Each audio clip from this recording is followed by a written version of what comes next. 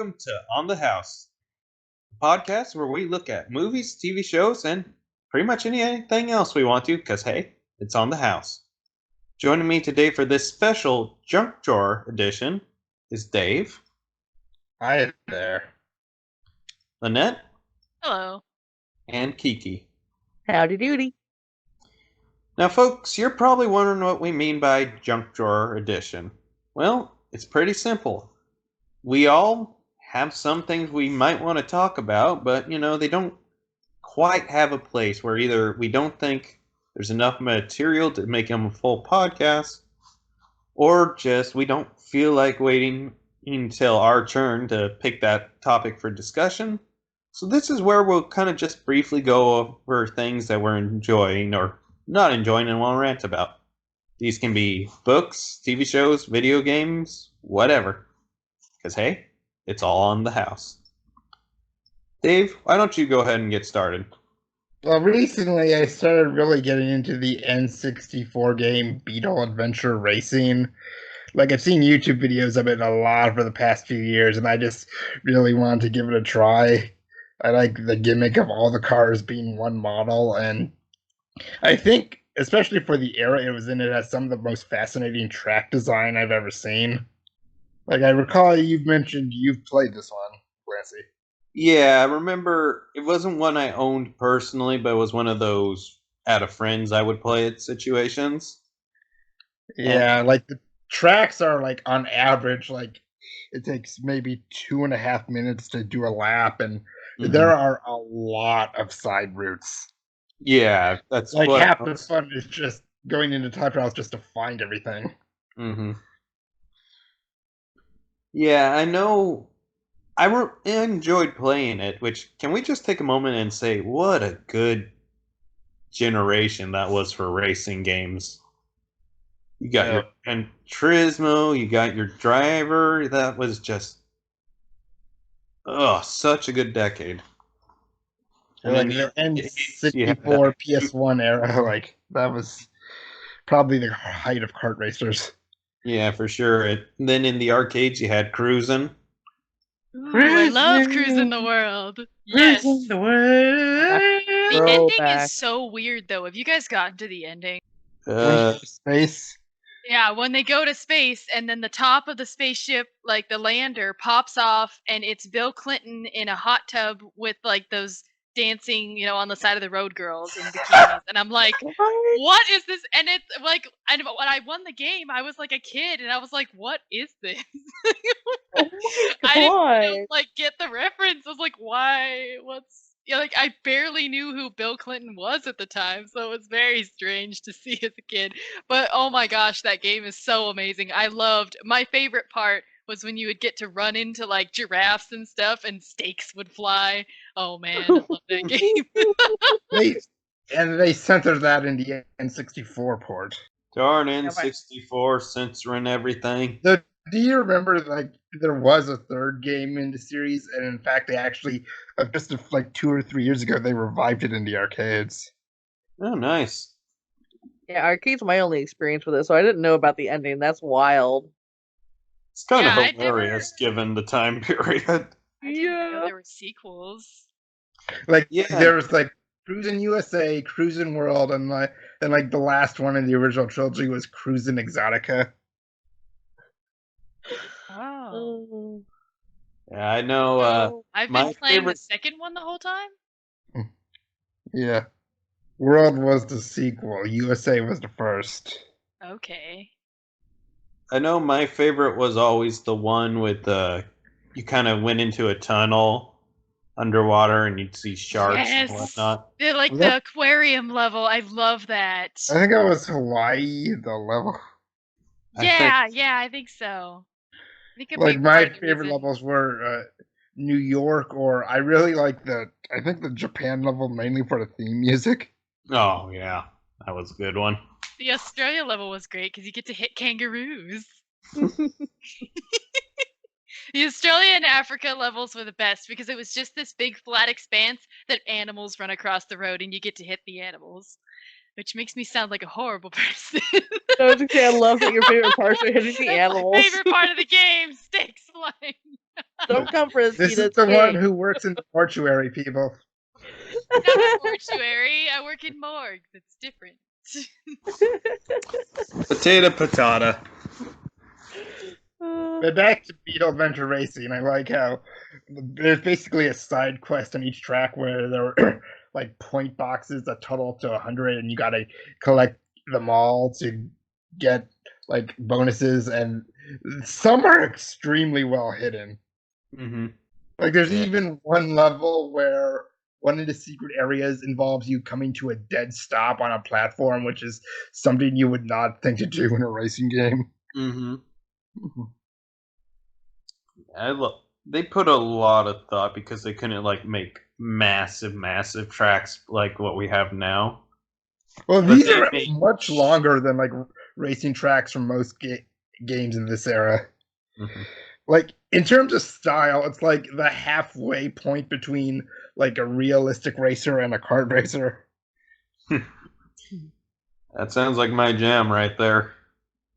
Like I mean, they don't have any power ups, but like the levels are like there's a snowy mountain, Mhm. like a tropic island, a desert ruin. The standard Mario game pack. Well, anything else anyone wants to say on this topic?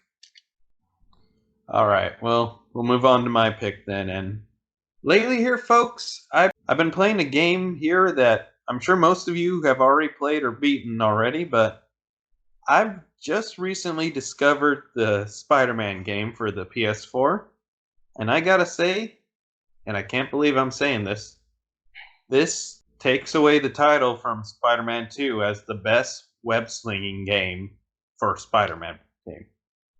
It's I don't think I've fast traveled once since starting this a week ago.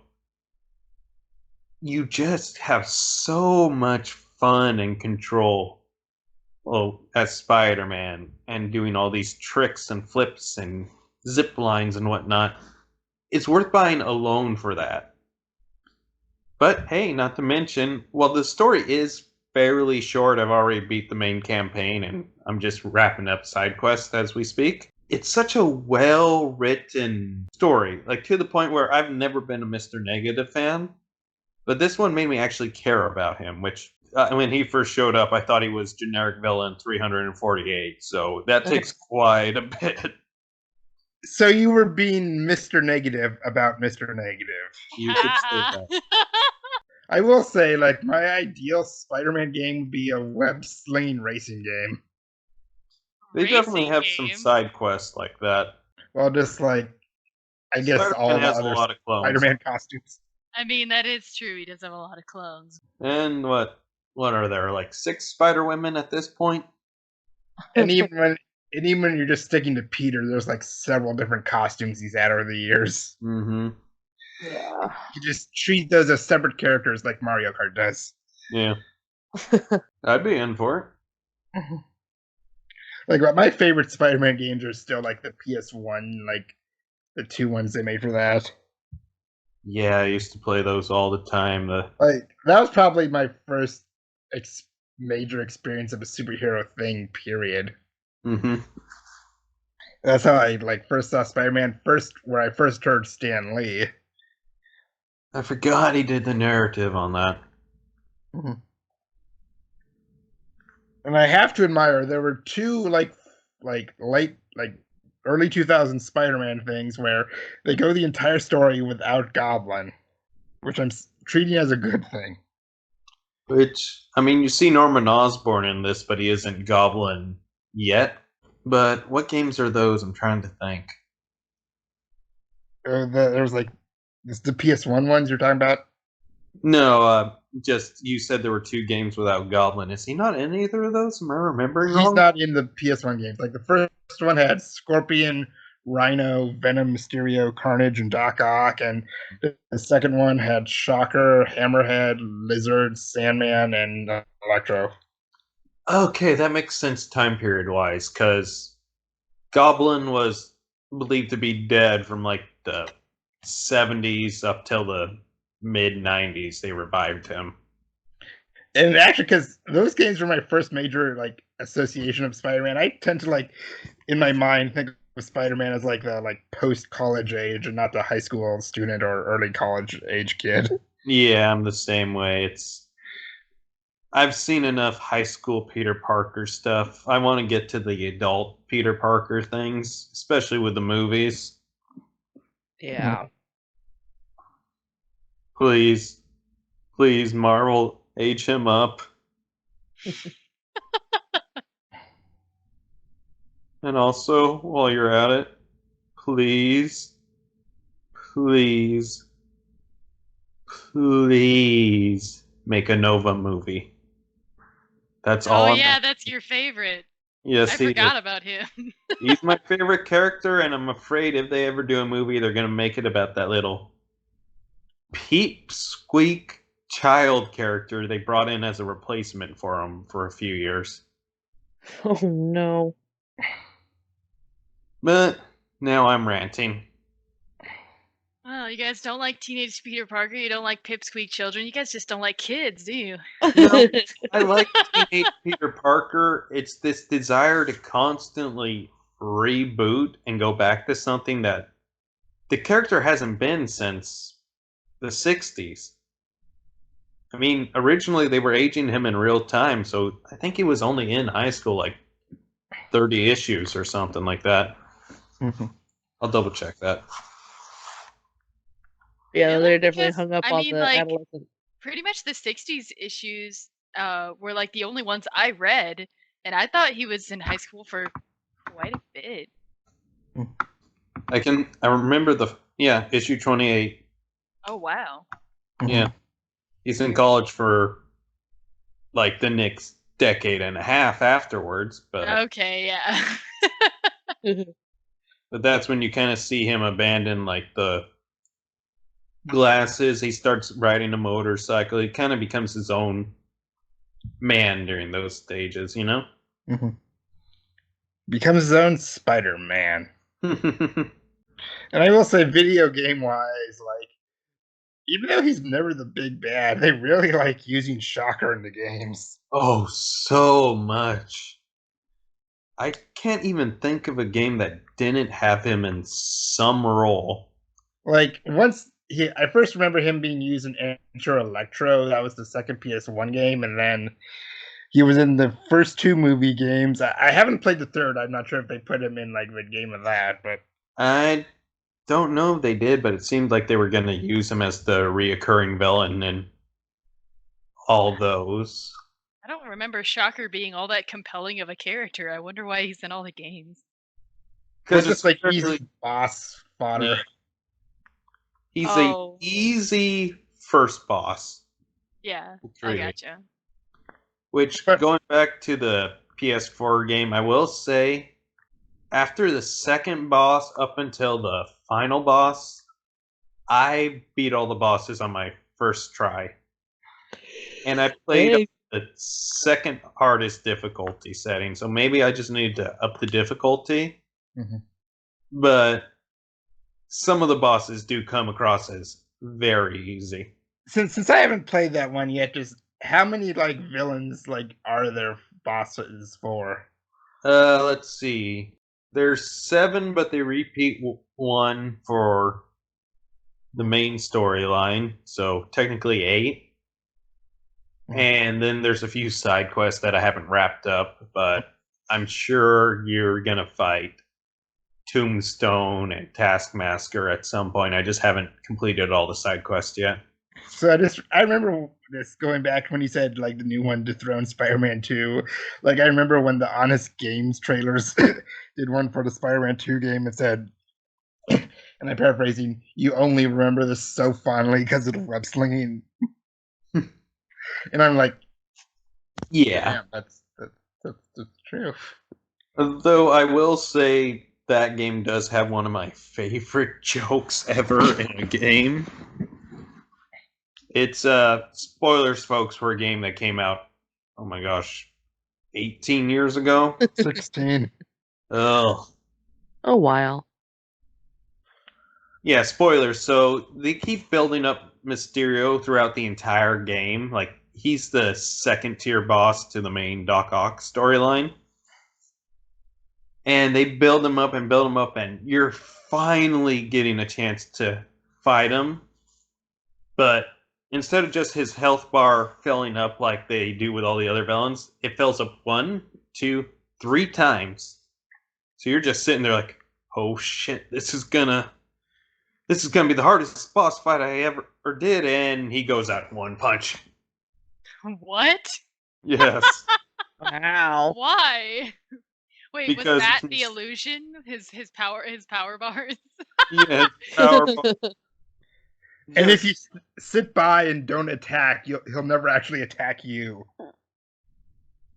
What the hell? It's That true. is- I did that on a replay just to see if he would attack. It's an absolutely brilliant troll joke on the developers' side, and I applaud them for it. That is interesting for sure. Well, I don't have too much to say here, so Lynette, let's move on to your pick. Okay. Something I wanted to talk about, but I guess I never. I mean, maybe it's a little bit old to talk about it, but this is something I watched, right before everything got locked down. Is that I went and saw the Invisible Man remake Oh, for. that was good. Really? I hated it. That's what I wanted to talk about. I'll try to, basically give a vague idea without going too spoilery. But okay, so I went into this. I mean, clearly from the trailer, they wanted to do like a more instead of like a mad scientist take on Griffin. They wanted to do more of a yandere take on Griffin, where he's like the abusive ex-boyfriend or whatever, and it's like, okay, I really like that trope. That could be fun. It could be a fun take on this character. Totally works. The kind of threat you can't see. And yeah, I get it. I felt like I put my standards so low, and I was still so underwhelmed because, well, throughout the movie, it was like the acting was really good, and I got really into like the scenes and stuff. But by the end of it, and at the end, well, the ending was not only super awkward and didn't really match the tone of the movie, but also by the end you realize they didn't give any actual characterization to Griffin. He's the title character, and they didn't actually flesh him out as a character. They just made him generic yandere number 53, and like didn't actually do anything with his character. And I was like, man, I came here for the title character. What the hell is this? So I was just really disappointed, and I had to say something about it. That sounds disappointing. Yeah. I just feel like this was more about Elizabeth Moss's character, and he was just the Well, Invisible Man was just meant to be the antagonist, and I know, but that's the problem, is that he wasn't even an antagonist because he wasn't a character. It's like if they made him a character in the first place, then you could get, a little bit more involved in like. But the name of the movie is The Invisible Man, not How I Escaped My Evil Ex-Boyfriend. Like she's not the title character. Like, that's not what the movie's supposed to be well, about. So can we be like, agree on one thing? This movie is better than that hypothetical Dark Universe one they would have. Oh my gosh. wait, Oh. Hypothetical Dark Universe one. What are you talking about? You remember the 2017 Mummy? Oh, okay. I didn't see that, but I heard like plenty of things about it. And yes, I did hear that they were trying to kickstart a Dark Universe. I also heard that they're going to try it again now that Invisible Man had so much success. But, which I would be excited about if it weren't for the fact that they didn't actually make a character out of the Invisible Man. They just made him a straw man version of the character, but whatever. There is sort of a sequel hook, but I won't elaborate on it for Clancy's sake. But yeah, I will say, like, this is kind of a I've heard about confession, that. but Proposed sequel. I have nothing against these movies, but I never really got into the Universal monsters. I love the Universal monsters. And I loved, like that they had, because it's funny because like, Marvel and stuff, they have like their universes and stuff. But before all of that, Universal had their universe where they would have like House of Dracula and House of Frankenstein and like all these, or like Frankenstein meets the Wolfman and stuff like that. And they were very schlocky and bad, but it was still cool that you got to see the characters interact. Yeah, I'll agree with that. And it was definitely a shared universe before we had a shared universe. Hmm.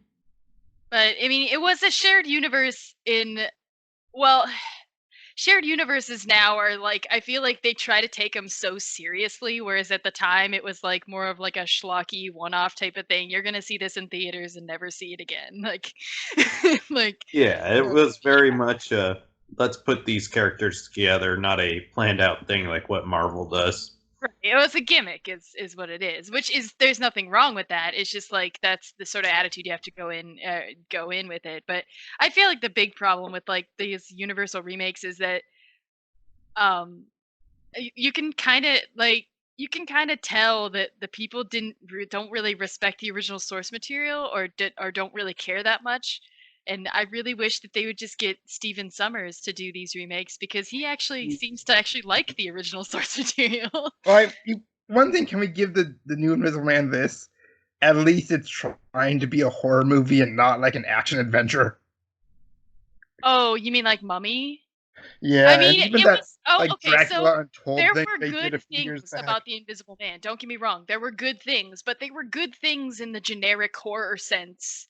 You know, like the whole like first part of the movie where he's, this invisible presence that's very threatening. It's like all of that was really cool. Don't get me wrong. That was really cool. And like the acting by Moss, I think her name was, she was great. That was all great, but that wasn't what I came for. And not only that, but they straight up lifted a huge, plot section from Candyman. Like, so I mean, it's just like, I don't know, it just kind of felt like they weren't trying to make it they weren't trying to make it about Invisible Man. Instead, they were just taking a generic escape from my evil ex-boyfriend horror movie, insert here. Like, Well, I think the argument can be made that like because Universal monsters are so like, well, I guess Universal, like they're open to doing different things with it. well, but that's what I was saying, is like I was open to the idea of a yandere interpretation. I love the yandere trope. It's awesome, but it's only awesome if it's more than just the trope. You have to Mhm. actually have a character. Like you have to actually develop the character into a real person that you believe, rather than just like a straw man cut out version of the character. And it's like, So your issue was you don't feel like there was a presence to the Invisible Man, not necessarily what the plan was that they did with him. yeah, Uh, they didn't. Well, they just made him into like a straw man version of what they think a yandere is, and they didn't actually make him into a character. That was my issue. Well, but like I said, also the ending that didn't match the tone of the rest of the movie. I will Anyway, say, I just like wanted to one point moment about my that. I loved in my theater, like it kind of got a gasp was, and I won't elaborate on it, but the cafe scene. Oh, yeah, that was really good. I liked that. But I mean, it's again, from the still sort Lee of. Winnell who also did that Upgrade movie the other year, and like the invisibility effects themselves were really good. Yeah. And yeah, like I said, all of that stuff leading up to, the ending where you find out that, like, all of the stuff leading up to it, like, it was pretty chilling. I thought they did a really good job, and I was really into it. And that's the thing, is like it was just a Well, letdown. I'm I was actually I talked about this with Clancy when after I saw it. I actually like what they did with the ending because I like how there was a potential loose end, but then they closed it. Whether it's open ended or not, that wasn't my issue so much. I mean, I guess it probably would have been more chilling if it was left open ended, but okay, so there's a few different options for endings usually when it comes to horror, right? Is that you either like you leave on a tragic ending, or you leave on some sort of a suspenseful ending where you don't know what's going to happen, or you live on like a bittersweet ending. And this was none of those. The ending was entirely triumphant, and they really hammered that point home. And it was like, well, that doesn't make sense. This is a horror movie. You're not supposed to have a triumphant ending. And the ending completely turned the movie from a horror movie into a thriller, and that's not what I came for. I came for horror, not thriller. I don't like thriller. Because this is thriller. I I mean, will say, like, if everything gets It works as a drama, I guess you could say. Like if you're gonna go watch a drama, like yeah, sure, check out The Invisible Man, but it's not a horror movie. It's like a thriller, Yeah. suspense. Exactly. I really have. This is for a separate video, but I really have. What is supposed to be the distinction, like the clear dividing line between horror and thriller? Well, sorry, go ahead. One gets Oscars. Okay, that's actually pretty true. But like, I think, well, like I said, I pointed out is that a big, the one of the dividing lines I think between thriller and horror is at the end of horror you get something that makes you walk away feeling chilled and feeling like it could happen to you, or feeling like wow, that was so tragic or something. But even then, tragedy, like that's also sort of on the line. That could be either horror or thriller. But with thriller, there's usually like a solid resolution, and it's usually, and sometimes a triumphant ending, or at least a satisfying ending in some way. Horror isn't supposed to be satisfying. Horror is supposed to leave you feeling like you have chills running down your spine. Walking away, are you looking into the dark shadows of your room as soon as you stop, watching the movie? Like that's what horror is supposed to leave you with. Thriller leaves you with resolutions. Horror doesn't. And if I may argue or just offer one last thing, if there's one thing we've learned in recent years is that real people can be precisely as bad and as evil as like movies like to like portray the worst villains. So there's no such thing as unrealistically evil for me anymore. No, I I'll wasn't saying grant he you was that. being. I wasn't saying it was unrealistic. I was saying it was a cookie cutter version. Like I absolutely can believe the intensity of the evilness. It's just that there was nothing beyond his character besides that. Like I'm not saying make him a sympathetic character. I'm saying make him a character at all. Gotcha. Well, I And mean, then like he's the invisible man. Like even if you did, you'd literally see nothing. Oh har har. And Lynette, to your point, I will say my distinction between a thriller and a horror is a thriller's supposed to put you on the edge of your seats. A horror is supposed to make you jump out of it. Yeah, that's a good. Yeah, I would say that's a. And I would say Invisible Man still falls under the definition of thriller under that definition. Yeah. Well, So sometimes I just think it's like what Clancy first said. Thriller is just what you say when you don't want like to admit you liked a horror movie. Like I've seen people try to argue, and this was in positive reviews, mind you, that the new It was not horror. Yeah, there's such a stigma attached to horror, and I don't know why. It's I mean, like Horror yeah, is a yeah, I know compliment, in my opinion. I feel like horror is something it's really difficult to achieve because horror is more than just suspense. It's like that spookiness, that chilling feeling that Unsettling. yeah, it's well, even then it's more than just being unsettled too, because a lot of horror movies or supposed horror movies, they try to do that. They try to unsettle their audience, and it's like making me feel awkward isn't necessarily scary. You're leaning a little bit too hard on the unsettlingness. But I don't know. It's horror is its own unique blend that I feel like is so much harder to achieve than just awkwardness or unsettling. So much harder to achieve than just suspense. It's a perfect blend of those things as well as like a spookiness or terror added to it. and I think some people think it only counts as horror if it scares them personally. They like I feel like even if something doesn't terrify me, like I'll still consider something to be a horror movie.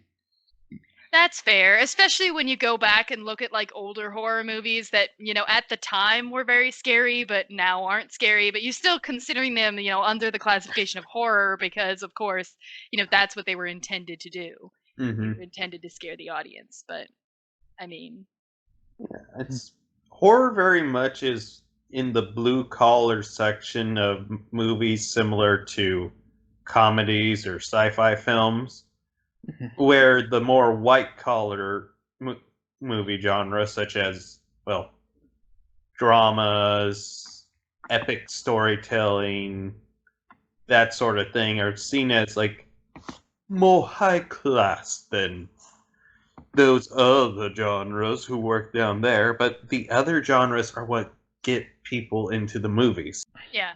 All right, Kiki, you're up. I just like and I'm gonna, I guess, go for a simpler thing here because I don't know if you guys noticed, but I was pretty quiet. I'm fighting off a depression nap right now. um, We can wrap it up if you want.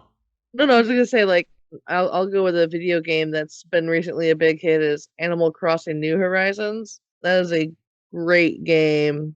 It's simple, it's adorable, it's easy to digest. It's just a grindy resource management type game with cute animals. I never understood the hype for it, and now I get it. Yeah, I don't own a Switch, but I've heard nothing but amazing things on it. Yeah. And just given the situation we're living in, it allows you a sense of social interaction. Oh yeah. Yeah, I like those type of games. I never got into the Animal Crossing series or anything, but I really liked Stardew Valley, and I really liked darn, which game is it? It's Harvest Moon Friends of Mineral Town, I think. Oh, I I haven't really played that. liked this one. Yeah, it's like those, but like those, there's like, oh, it's very cutesy and I guess kawaii. Yeah, it's nice. Like, when you're feeling like really stressed out, it's nice to just be able to, just go farming for like a few hours, and it's Mhm. kind of soothing. You can see your friends even without having to see them. Mhm. Well, I try to avoid the making friends part, but there's usually a bachelor that I Oh like, no, and I'll make yeah. friends with them. No, like I visited a coworker's island and everything. Like people I already know. Oh, is it like multiplayer? Yeah, you can have up to 8 people from via online play, and the Oh, I thought you only meant like making friends with like the townspeople, like the NPCs. oh no, there's a couple I just don't like. I'm trying to get them to move. Pushing them around, hitting them with bug nets. It's great. Oh my word. I've done similar things with The Sims where it's like you get a neighbor who complains about the noise, and it's like, gotta figure out a way to get her out of here. Or the neediest. But no, it's a great game. Like you just zone out and forget about everything else, and Fall in love with a wonderful NPC. yes, yeah. Sebastian. Well, folks, we appreciate you joining us for this episode, and leave us down some of your random thoughts of things you've been enjoying lately in the comment section below. Remember, we're in SoundCloud, Spotify, iTunes, and YouTube, so we hope to see you there soon. Hop on real quick before you guys click off and just say a little message that I like ending these videos with every single time, and that's just a message on mental health, and that if you're out there struggling, which there's so many reasons why you would be right now, to not give up the fight, to push on for one more day, because I promise you, it may take a while, but it will eventually get better. I've been at the point where I've wanted to completely give up in my life, but I kept struggling and kept fighting. Even sometimes I didn't want to. I had to spend some time in the hospital just to get me in the right state of mind before I could even go to my own house and sleep without being a threat to myself. And my wish, if I could grant it to the entire world, is that nobody else has to suffer like that. It's not a fate I'd wish on my worst enemy. But if you are in the position where you struggle with this, just remember, it's not your fault. Our brain chemicals do things that we can't control sometimes. But if you ever do need the help, the suicide prevention number is 1-800 273 8255. Again, it's 1-800 273 8255. You're not alone in this battle. 1 in 4 adults suffer from mental health. It's time we end the stigma and raise awareness.